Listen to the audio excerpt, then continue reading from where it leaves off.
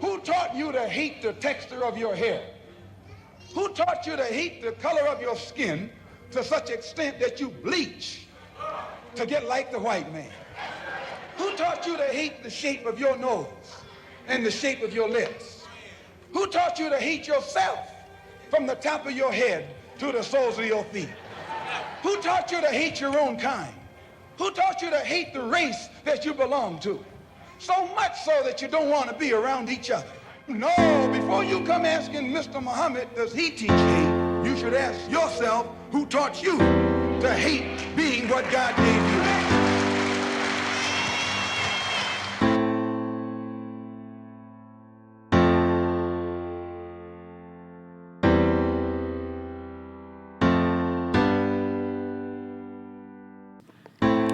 The late, great Malcolm X is remembered as one of the greatest pioneers of black nationalism in the history of America.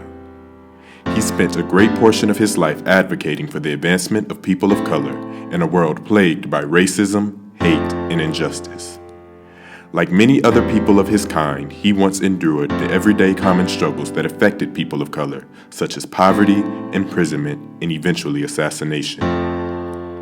As a member of the Nation of Islam, he spent years of his life dedicated to the pursuit of a cause that eventually betrayed him. Despite being ridiculed by many and considered by some to be an extremist, Malcolm X valuably used his religion to create a familial sense of black unity for his people. Tonight, Front Page Challenge welcomes the outspoken Negro leader, Malcolm X. Muslims have sometimes, whether you have or not, and I think probably you have sometimes, it seemed to me, been preaching hate to meet hate.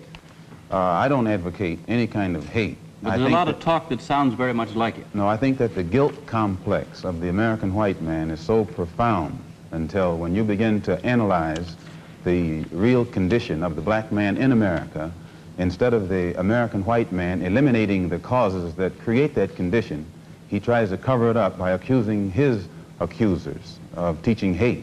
But actually, they're just exposing him for being responsible for what exists.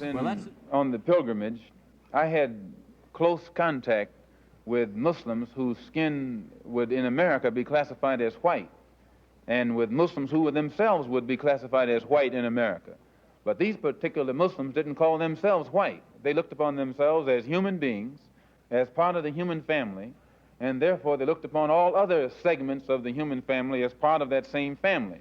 Well, now, they had a different look or a different air or a different attitude than that which is reflected in the attitude of the man in America who calls himself white. So I said that if Islam had done that for them, perhaps if the white man in America would study Islam, perhaps it could do the same thing for him. Malcolm X was widely known for being outspoken about the hate displayed towards black people throughout his lifetime. Instead of hiding from his truth, he chose to embrace it, spending the majority of his life fighting for his people to be treated equally.